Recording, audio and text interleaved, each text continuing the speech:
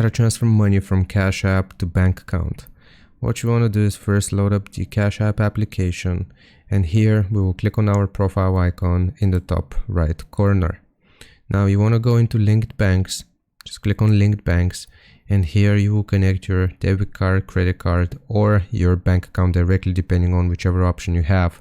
Click on link debit card, and you want to link your bank account debit card right here. So you type out the number, expiration date, CVV, as well as your zip code.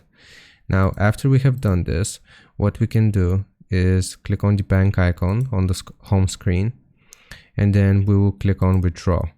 From here, you can type the amount which you want to withdraw, and then like this, here it's going to look like this. You can type the amount which you want to withdraw. So for example, you want to do $48. You just confirm the amount, and that's going to withdraw it to the bank account that we've previously linked. I hope this helps. Leave a like and sub, and I'll see you next time.